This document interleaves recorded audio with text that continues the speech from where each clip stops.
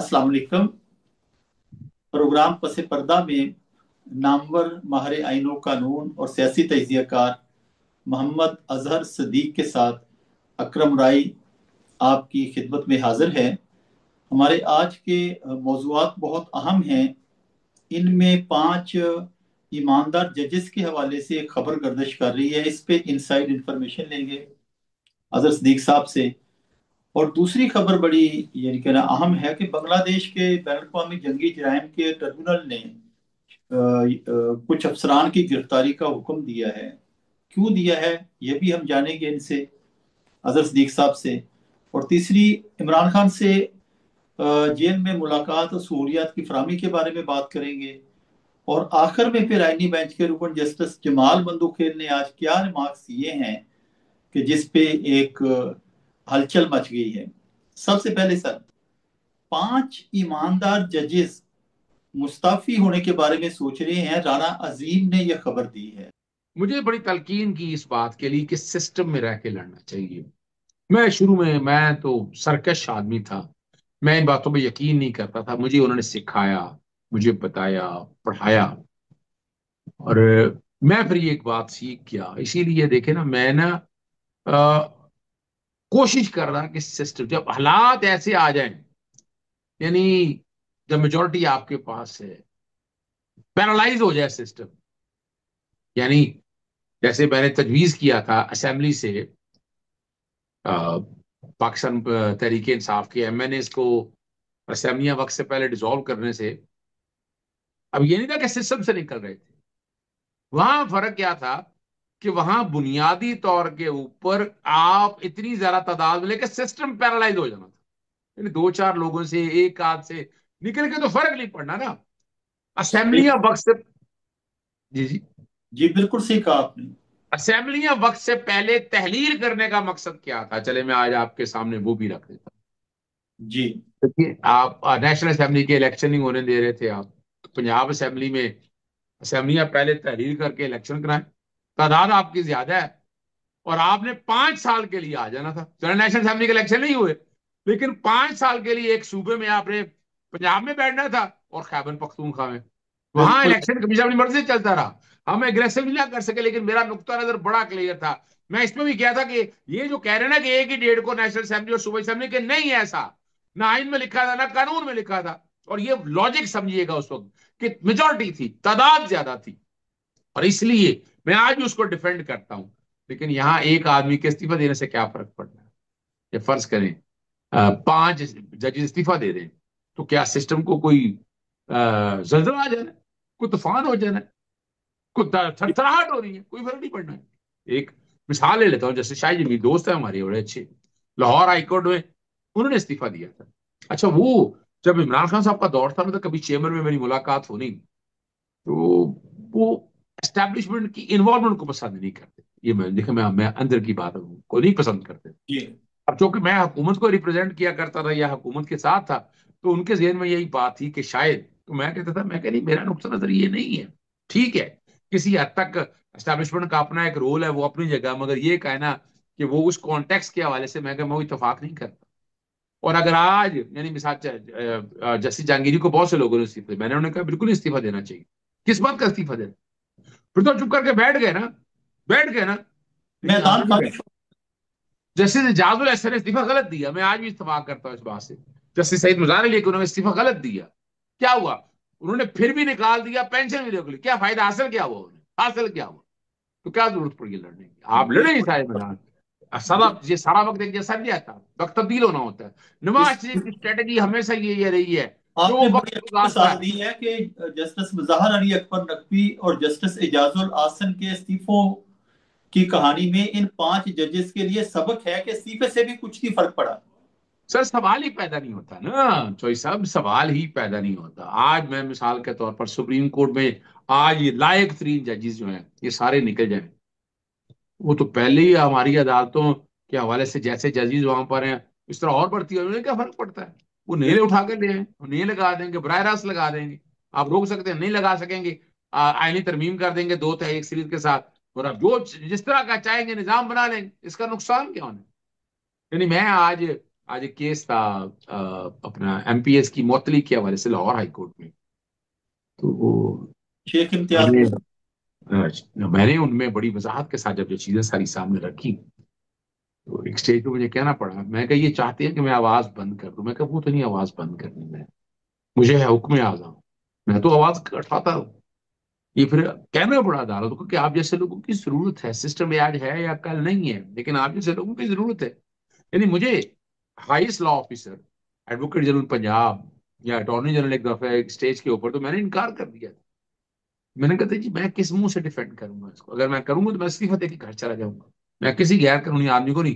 اور میرے اس بارے میں آئیڈیل جو ہے وہ شروائی ہے، انڈین سپریم کورٹ میں کتاب لکھی ہے. وہ لا آفیسر کو کہتے ہیں لا آفیسر کا کام یہ نہیں ہے ملازم بن جانا، اس کا کام عدالت کی معاونت کرنا ہے. تو اس طرح ان تمام ججز کو استعفیٰ بالکل ذہن سے نکالیں. اس بات کو لڑیں، قوم ساتھ کھڑی ہے. اور یہ آپ یعنی وہ دیکھیے وہ آپ بتاؤں 100 سالہ زندگی جو ہے نا گیدڑ کی، اسے ایک دن کی شیر کی شیخ زندگی جو ایک ذرا اور سمجھے نا اس بات کو.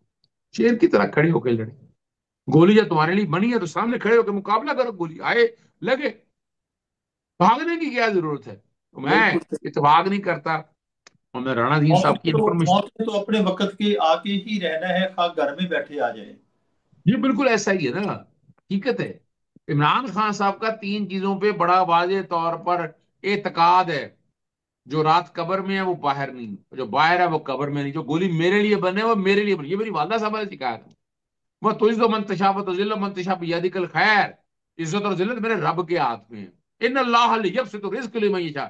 رزق میرے رب کے ہاتھ میں، بندوں کے ہاتھ میں نہیں. اگر بندوں کے ہاتھ میں دیا ہوتا تو بندے تو یہاں بیٹھنے یا دیتے بھاگنے ہم لوگ. والوں نے تو وزیر آباد میں اپنی دنست میں عمران خان کو قتل کر دیا تھا، پلان آپ ذرا تھا۔ غور کریں نا، کیا کیا جیل کے اندر یا باقی حالات کے اندر وہ ڈرانا دھمکانا، وہ تو آرام سے مقابلہ کر رہا ہے چیزوں کا. تو ہمیں مقابلہ کرنا چاہیے.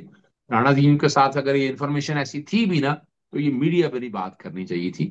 میں نہیں یہ سمجھتا. یہ ڈی مورلائز کرنے والی بات ہے۔ جی جی بالکل میں اتفاق کرتا ہوں. بھائی ہیں، دوست ہیں ہمارے، میرا بڑا پیارا بڑا تعلق ہے ان کے ساتھ.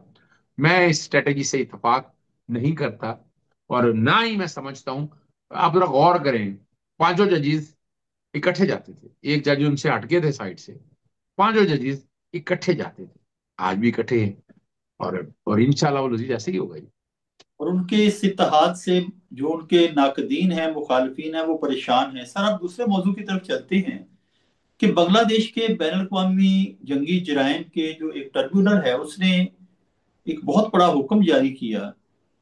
15 حاضر سروس بڑے افسران کو حراست میں لے کر جیل میں ڈالنے کا حکم دیا۔ ان میں میجر جنرل بھی ہیں، بریگیڈیئر جنرل بھی ہیں، بریگیڈیئرز بھی ہیں، کرنل بھی ہیں۔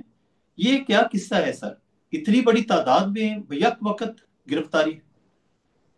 جب قومیں تاریخ لکھتی ہے نا تو قوموں میں یہ واقعہ یاد رکھ. جب تاریخ لکھی جاتی ہے نا، اگر آپ میدان میں نکلے، لڑائی نہ لڑی اور ہتھیار ڈال دیے تو اس قوم کی تاریخ ایک بزدل کی طرح ہے. بنگلہ دیش کے حوالے سے ایک بات یہ ہے کہ وہ جیسے مرضی حالات اور واقعات، میں یہ نہیں کہتا کہ وہ نالائق ہیں کمزور ہیں، لیکن وہ کوشش کرتے ہیں جتنا بھی اٹھ سکے نظام کے خلاف، جتنا بھی اٹھ سکے. یہ حقیقت ہے. اور یہ آپ قیام پاکستان سے پہلے سے ہی ہے کہ مسلم لیگ کا آل انڈیا مسلم لیگ کا قیام بھی ڈھاکہ میں عمل میں آیا۔ دیکھیں نا، آپ غور کریں اس بات پہ. ہمیں ہم نے آج اگر ڈھاکہ ہمارا بنگلہ دیش اگر ہمارے ساتھ ہوتا تو ہمارے حالات بھی بہت مختلف ہوں گے. لیکن وہ یہ کہا۔ لیکن وہ سازش کے تحت ایک تقسیم ایسی کی گئی تھی کہ پاکستان مسلمانوں کو بڑھنے نہیں دینا تھا آگے. یا ہم کے اس وقت کے لوگوں کو سمجھ نہیں آیا. ریڈ کلف اوارڈ وہ سارے بدریتی پر مبنی تھے. پھر اثاثوں کی تقسیم کے حوالے سے، جگہوں کی تقسیم کے حوالے سے، وہ صرف ہمیں سمجھنا چاہیے تھا اس سائنس کو. لیکن ہم کسی اور معاملے میں تھے. اور وہاں جو بڑی مزیدار بات ہے نا یار، 11 اکتوبر کو یاد ہے انسانیت کے خلاف مبینہ جرم کے لیے ان 15 افسران کی گرفتاری کا حکم دیا ہے. بنگلہ دیش کی فوج نے انہیں حراست میں لے لیا تھا اور ٹریبونل کے چیف پروسیکیوٹر تاج الاسلام نے صحافیوں کو یہ بتایا بدھ والے دن کہ جی 15 فوجی افسران کو لوگوں کو غائب کرنے، سننا دھیان سے آپ، قتل کرنے اور جی، حراست میں تشدد سے متعلق الزامات میں جیل بھیجنے کا حکم دیا. یہ یہ بڑے ہارڈ اسٹیٹ. اہم ہیں، تینوں جرائم ہی بڑے اہم ہیں۔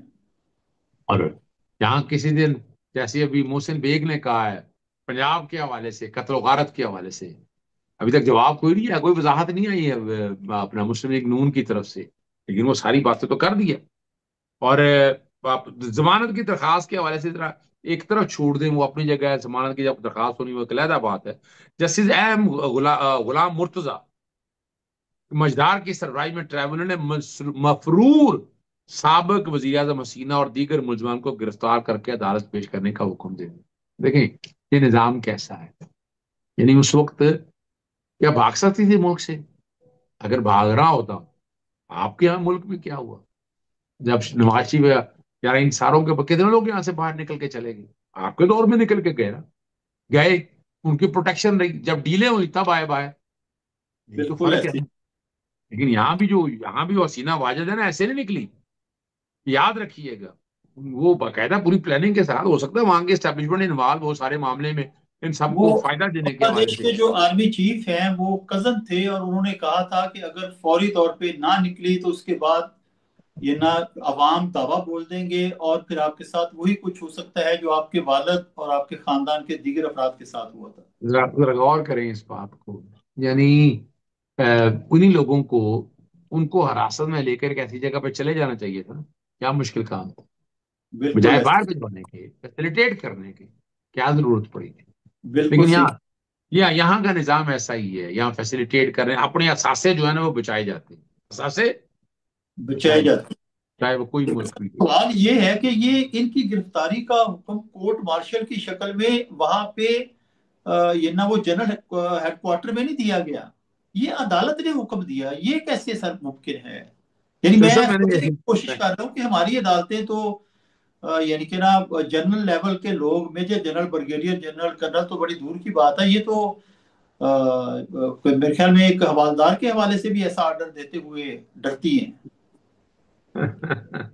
چلیں یہ تو ایک سیاسی بات کے طور پر میں لے رہا ہوں، عدالتی بات کے طور پر نہیں لے رہا، لیکن جو باتیں ہیں حالات اور واقعات کچھ اسی طرح کی ہیں کہ یہاں کا جو نظام ہے وہ نظام کس حد تک بیٹھ چکا ہے کہ آپ طاقتور آدمی کو، میں مثال کے طور پر ایک قصور کی کوئی بچی تھی، اغوا ہوئی تھی، قصور ہی کی تھی شاید، آج لاہور ہائی کورٹ کے اندر چیف جسٹس عالیہ نیلم صاحبہ کے پاس سماعت تھی۔ اچھا، ہاں. مجھے ٹی وی دو دوست ہیں، انہوں نے ایک پروگرام کرتے ہوئے پوچھا، انہوں نے کہا یہ بڑا سخت حکم دیا، میں نے کہا کیا سخت حکم دیا؟ اٹھا کر دیکھ لیں آپ، ان کے پاس جتنے کیسز لگے ہیں، میں تو بہت چیزیں میرے سامنے ہوئی ہیں، یعنی صرف اور صرف ماں سوائے وہ جو آزما بخاری والا کیس ہے اس میں دیکھا تھا آپ نے کس طرح پروسیڈنگ ہو رہی، کیا کیا کچھ ہوا، اس کے علاوہ بتائیں پولیس مقابلوں والا کیس آیا، بلایا آئی جی کو، اس کے بعد کیا کیا؟ میں نے تشدد کے حوالے سے پٹیشن لے کر گیا ہوں، وہ ریکارڈ سارا منگوایا، پی این ایل کا لسٹ منگوایا، پہلے کہہ دیا ریکارڈ منگوانا ہے، منگوایا ریکارڈ نہیں منگوایا، لاہور ہائی کورٹ کے اندر میں تو کسی کو کہہ تو رجال دیکھ رہا ہوتا ہوں کہ جو حالات ہے، جو انصاف کے تقاضے جس طرح پورے نہیں ہو رہے وہاں، اور میں نے تو باقاعدہ ٹویٹ بھی کیا تھا آج ایک کہ وہاں نان بھائی ایسوسی ایشن جسٹس ارباب طاہر نے باقاعدہ انہوں نے کہا ان کے مسائل حل کرو، یہاں اس طرح کی پٹیشن لائے تو جرمانہ کہتے ہیں کہ جرمانہ ہوگا پہلے آپ کو، یعنی یہاں کا ٹرینڈ جو ہائی کورٹ کا جو گریویس کریڈیسل کمیٹی اور کس طرح کے حالات اور واقعات بنا کے یہاں انصاف کی وہ باتیں سر رہ نہیں گئی۔ ان کا ایک اور کارنامہ بھی ہے چیف جسٹس عالیہ نیلم کا، کہ دنیا کی تاریخ میں شاید یہ پہلی جج جنہوں نے سپریم کورٹ کے حکم کے اوپر بننے والی نئی model town J I T کے خلاف سٹے آرڈر دے دیا، اور جسٹس اعجاز الاحسن نے عدالت میں سپریم کورٹ میں جب اس کے خلاف یہ نہ وہ اپیل میں گئی تنزیلہ شہید کی بیٹی بسما، تو انہوں نے، ہاں جی، انہوں نے سر حیرت میں سے یہ کہا جسٹس اعجاز الاحسن نے کہ یہ ہائی کورٹ سپریم کورٹ کے حکم کو کیسے معطل کر سکتی ہے، بڑے تعجب سر سے. دیکھیے، میں چونکہ اس کیس میں پیش ہوتا رہا ہوں، اور جسٹس قاسم خان صاحب کے دور کے حوالے سے یہ سارے معاملات تھے، اور ہم دیکھتے آئے تھے، وہ اکیلے آرڈر نہیں انہوں نے پاس کیا تھا، نہیں، ان ان کے کے ساتھ جو ساتھ بھی تھے، ہاں جی، دو اور ججز بھی تھے، جسٹس قاسم دو خان ججز اور ساتھ بیٹھے ہوئے تھے، جسٹس لیکن شہزاد. آپ امیجن کر رہے ہیں اس کے بعد کیا ہوا؟ چیف جسٹس سے امیر بھٹی صاحب کے حوالے سے معاملہ جب آیا، وہاں کیس کتنی بحث ہونے دیا منت کی انجام تک، انصاف کے تقاضے پورے کرنے یہ دینا، آج بھی وہ جی آئی ٹی پہ سٹے جاری ہے، کس بات کا سٹے جاری ہے؟ جی آئی ٹی کو کام کرنے میں عرض کیا تھا، وہ بائنڈنگ تو نہیں ہوتی، لیکن اس سے حقائق اکٹھے ہونے تھے، حقائق سامنے آنے تھے، تو سوال تو اٹھتا ہے نا، आज आप मौजूदा चीफ कि जस्टिस हम साहब फाइल हैं, सामने क्यों नहीं आने दे रहे? सवाल तो उठता है लगा कि दी इस फाइल केस को को। सामने क्यों नहीं आइन आ और आइन और कानून के मुताबिक फैसला करवाती, किसने रहे? कहा है?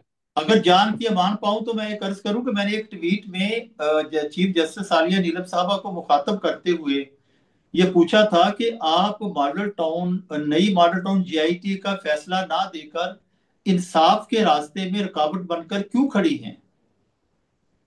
ये हर मजलूम ये सवाल पूछ रहा है। देखिए, एक बात तो एक हकीकत है ना, अगर इस तरह के सानेहात और वाकयात के अंदर सही कसूरवारों को सजाएं होती तो ये कब रुक जाते ये। बिल्कुल सही कहा। कश्मीर, देखिए आपने यहाँ मिसाल कायम की कश्मीर के, सैल्यूट करता हूँ कश्मीर के लोगों को, टूट खड़े हुए कोई कौम के तौर पर, और उन्होंने मुकाबला किया इस वसायत के निजाम का। पंजाब में नहीं हो सका, यहाँ ये आपके सामने मौजूद है, ये बाकी सारे अगर देखें, इस्लामाबाद नहीं हो सका, तो पंजाब के कॉन्टेक्स्ट के हवाले से अगर देखें तो आपको अंदाजा है।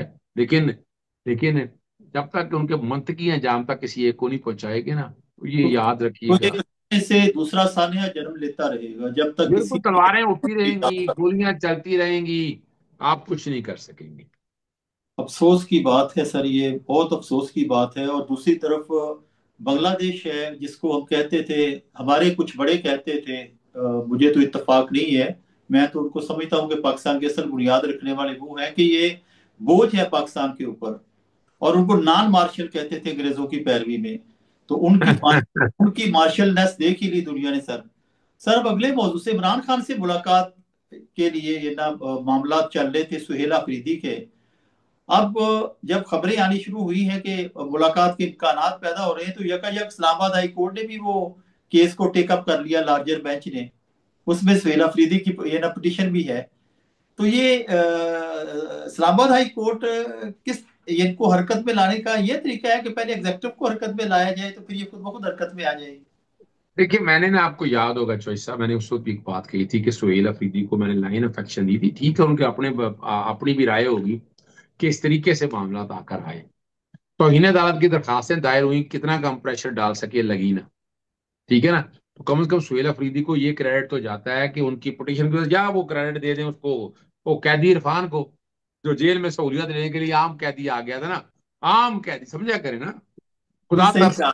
खुदाई खिदमतगार, वो आ गया था इंसाफ लेने के लिए, वो बिल्कुल पहुंच सही गया कहा। था। आपने, आप समझे, मैंने देखे ना, मेरी भी दरखास्तें में फैसला कर दिया, मेरे पे एतराज लगाया हुआ है उन दरखास्तों पे। मैंने चीफ जस्टिस इस्लामाबाद हाईकोर्ट को लिखा है, मैंने लिखा है, मैंने कहा जनाब वो मेरी दरखास्तें भी लगाए ना, वो क्यों नहीं लगा रहे बिल्कुल एतराज सही केस के बात। तौर पर? मेरी तो प्रेयर ही और है, मैं तो बात ही और कर रहा हूँ, मेरा तो जी। नुक्ता नजर ही और है। यानी मैंने तो बड़ी वजाहत के साथ कि नहीं, मैं तो बात ही और कर रहा हूँ। और, मैं prison act, prison rules, ICPR, universal declaration of human right, Nelson Mandela rules, मैं तो उनकी बात कर रहा हूँ। तो ये एक लिहाज से देखा जाए, अब देखिए कल क्या होगा। कल वो बताया जाएगा जनाब, मुलाकातें हो रही हैं, जनाब ने नहीं, इन्होंने वायलेशन की जनाब, इन्होंने प्रेस ब्रीफिंग की। भाई किस कानून के तहत, जिस कानून के तहत ये बात हो रही थी सियासी बातों के हवाले से, वो रूल कलअदम हो गया। वो इस्लामाबाद हाईकोर्ट ने किया था, बाद में लाहौर हाईकोर्ट ने भी कर दिया, और हाईकोर्ट ने भी, मैंने पिटीशन फाइल की थी, उनमें वही फैसला हुआ था। जो ये सारी बातें सामने हैं, तो ये जो बात समझ में आती है ना।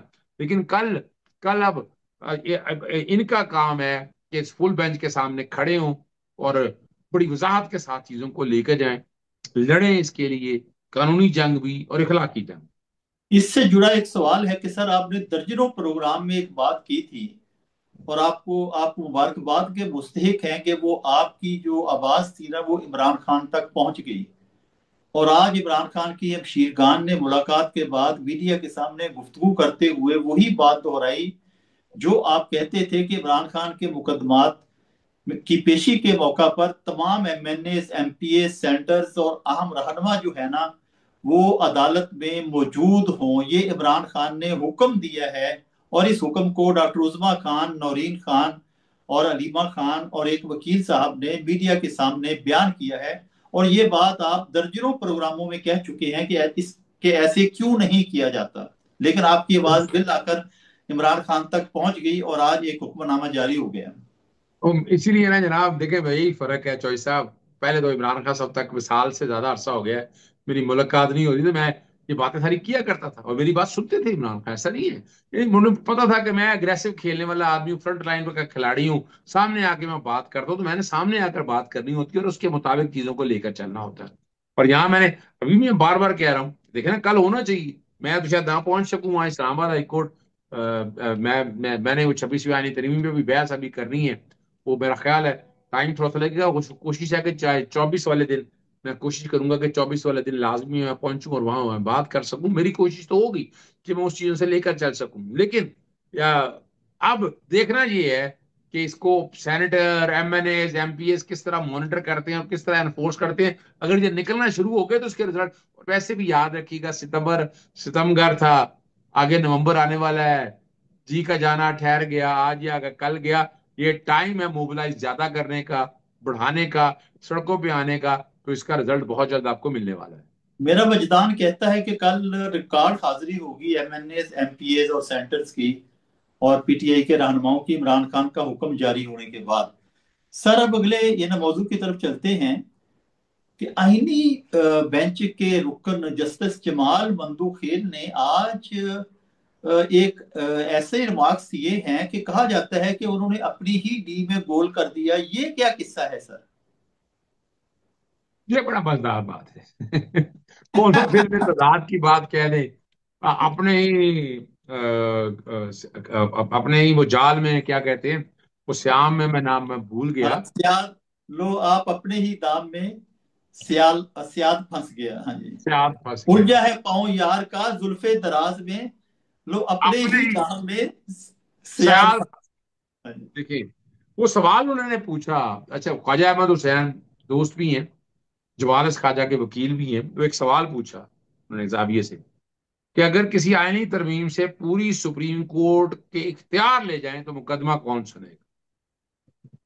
اگر پوری سپریم کورٹ بے اختیار کر دی جائے تو سپریم کورٹ ہی سنے گا نا مقدمہ، یہ انہوں نے ریمارکس کیے۔ خواجہ احمد سپریم کورٹ، دیکھیں نا، سپریم کورٹ یا ہائی کورٹ پر ترمیم لا کر ان کا اختیار تو لیا نہیں جا سکتا، اس پر خواجہ احمد حسین نے کہا یہی تو میرا کیس ہے کہ باقی ججز سے اختیار لے لیا گیا تو وہ بھی کیس سنیں گے نا، سن سکتے ہیں، ٹھیک ہے نا جی۔ بڑی خوبصورتی سے انہوں نے جمال خان مندوخیل کو گھیرا سر۔ یہ حقیقت ہے، یاد رکھیے، یہی وکالت کا حسن ہے۔ یہ دیکھیں نا، یہ بڑا دیکھیں، میں ایک بات تو کنفیوز کرنے کی کوشش کرتے ہیں بڑے بڑے کئی سے، یعنی ایک تو کہتے ہیں کہ جناب آپ لارجر بینچ بنانے کی سفارش کریں اور چیف جسٹس کو کہ نامینیٹ کریں، میں اسے اتفاق نہیں کرتا ان آرگومنٹ سے، میں بائی نہیں کرتا اس بات سے، میں کہتا ہوں کہ کورٹ کہے گی کہ فل کورٹ یہ کیس سنے گا اور چیف جسٹس نے اب کچھ نہیں کرنا، فل کورٹ کیس یہ سنے گا اور اس کے لیے کوئی کمیٹی کے پاس جانے کی ضرورت نہیں، کمیٹی تو اب نا لوور پیڈestal کے اوپر ہے نا، قانون کے تحت کمیٹی بنی ہے نا، آپ تو بالکل آئین کے آرٹیکل 176، 191 اے اور 184(3) کو ملا کر اگر آپ سامنے پڑھیں تو آپ ایسا آرڈر کر سکتے ہیں، آپ کو ضرورت نہیں ہے کمیٹی کے پاس بھیجنے کی۔ میرا آرگومنٹ دیکھیں، میں آج کے ساتھ آپ نے اپنا بڑا مختص آرگومنٹ رکھ دیا، میں ابھی تک کسی نے یہ بات نہیں کی ہے، بالکل میں نے صحیح، آپ کے ساتھ آرگومنٹ رکھ دیا بڑا سیدھا سا، اب بالکل صحیح۔ کورٹ فیصلہ کرے گا کہ کوئی کمیٹی شمیٹی کھیلنا یا بنانا، وہ تو یار ایک قانون کے ذریعے ہے نا، سب آرڈینیٹ ہے، آپ آئین کے تحت، آپ آئین کی پروویژن کو سپرسیڈ تو نہیں کر سکتا نا کوئی قانون، تو آپ تو کانسٹیٹیوشنل پروویژنس کو امپلیمنٹ کرنا ہے اور اسی کو امپلیمنٹ کر کے آپ فل کورٹ بنانے کا آرڈر دیں، اور اسی طرح سے ہے جیسے بے اختیار ہوا، جن ججز کو بے اختیار کیا تو انہیں سننے کا حق ہے۔ سر یہ آج جسٹس محمد علی مظہر صاحب نے ایک عجیب آبزرویشن دی کہ ہم چیف جسٹس کو اگر یہ بیچتے ہیں یہ نہ بینچ بڑا بنانے کے لیے، فل کورٹ بنانے کے لیے، تو وہ تو ان کی تو اب کمیٹی میں کوئی، یعنی کہ نا ایک عام سے ممبر ہیں، جوڈیشل کمیشن آف پاکستان میں بھی ایک عام سے ممبر ہے جس نے یہ بینچ بنایا ہے، عام ممبر ہے، یہ یہ والا تبصرہ کرنا ضروری تھا، اپنے چیف کو ڈی گریڈ کرنا لیکن ضروری اب تھا؟ وہ بنیادی طور پر خود ہی دیکھیں نا، آرگومنٹ سیلف ڈسٹرکشن، انہوں نے چیف جسٹس کی حیثیت ہی ختم کر دی، سر وہ ایسی چیف کی جسٹس تیسی کیا پھر کہے گا؟ کیا رکھی سر، اس آبزرویشن کے ذریعے اپنے چیف جسٹس کو انہوں نے यानी कि ना एक किस्म का यानी कि ना बेतौकीर कर दिया। देखिए, मैं बताऊं, जस्टिस मोहम्मद अली मदर जब सिंध हाई कोर्ट में थे, मेरे आइडियल जजों में थे। अब मैं उनको आइडियल से निकाल दिया मैंने। या जस्टिस अकरम साहब ने एक केस का जिक्र करके वो बड़े आर्टिकुलेट तरीके से बात बताया मैंने उनको। और मैं आज आइडियलिज्म से मैं अब यानी आइडियलिज्म की बात इस कॉन्टेक्स्ट से मैं आइडलाइज करता था कि अच्छे किए, सुनते हैं, कानून को समझते हैं। अब नहीं मैं समझता। ठीक है जी, जो भी होंगे, आप भी कानून को बेहतर समझते होंगे, लेकिन कानून की इंटरप्रिटेशन जो है ना, वो बाइस्ड के एलिमेंट की तरफ, कि उनका झुकाव किसी तरफ है। यानी ओपन माइंड से एक जज को सुनना चाहिए चीजों को और फैसला करना चाहिए। और और जस्टिस, उसको और उसका उसका माइंड जो है सिर्फ फैसले में बोलना चाहिए, ऑब्जर्वेशन में नहीं बोलना चाहिए। बिल्कुल ऐसा ही है, बिल्कुल बजा फरमाया, लेकिन और यही अब होना इसमें उल्ट चाहिए। हो रहा है कि ऑब्जर्वेशन ही बता रही है कि कौन सा जज किस तरफ है और कौन सा जज किस तरफ है। ठीक है, ऐसा ही है जज साहब। और फिर वो आपके दोस्त अब्दुल क्यूम सिद्दीकी साहब गिनती शुरू कर देते हैं, चार, पांच, चार, चार, पांच, और वो तीन या और छह, वो और मैनेज करने में कामयाब हो गए। हाँ जी, मैनेज करने में कामयाब हो गए। और उनकी खबर सही निकली सर। यानी अंदाजा लगाएं कि जो मैनेज हुए उन्होंने अब्दुल क्यूम सिद्दीकी को बता भी दिया कि मैं मैनेज हो गया हूँ। तो फिर ये इंसाफ तो ना हुआ ना कोई सर, सही सर। शाहराए दस्तूर से शाहराए क्या कहते हैं वो एमड फील्ड तक ये ना उनकी रसाई है सर। उनके मोबाइल फोन पे बात होती थी सर। अ, जो हमारे साबिक चीफ जस्टिस, इफ्रार मोहम्मद चौधरी, नहीं सर, ये काजी फायज ईसा काजी और फाइज, नून लीग काजी का। फाइज साहब, तारीख का भयानक तरीन बाप, हाँ जी, पाकिस्तानी ब्रोकर, मीडिया का ब्रोकर का वीजा सर मस्क अंजाम शुदा दिए। बाप, मस्क शुदा बाप। आजादिया की तबाही और बर्बादी में इस इंसान का कसूर है। इसका तो बिल्कुल। नाम मत लिया करें, मैं तो उसका नाम लेना पसंद नहीं करता। ये असद अली तूर जिन्होंने मुझे ब्लॉक किया हुआ है, उन्होंने ये इंकशाफ किया कि ये दरमियान में थे, वो दरमियाना काम करने वाले, वो जो ब्रोकर होते हैं। उर्दू तर्जमा जरा ये ना खतरनाक है, पंजाबी तर्जमा उससे भी ज्यादा खतरनाक है। तो ये इनका मोबाइल इस्तेमाल होता था कम्युनिकेशन में काजी फायद का और ये ना नून लीग की क्यादत के दरमियान। अच्छा अच्छा अच्छा, वो मुझे तो बहुत सी और बातें भी पता है, चले छोड़े इस बात को। जी, चले सर, ये तारीख का स्याह बाब है ये वाला। आपने दुरुस्त कहा है कि उनका नाम भी आपके सामने ना ले, आपका यानी कि ना वो जो बुलंद फशारे खून जो है वो यानी कि ना आपकी सेहत को मुतासर कर सकता है। इन्हीं कलमात के साथ आज के प्रोग्राम से अपने प्यारे नाजरीन से इजाजत चाहते हैं इंशाअल्लाह। और नाजरीन से गुजारिश है कि हमारे चैनल को ये ना लाइक करें, शेयर करें, सब्सक्राइब करें।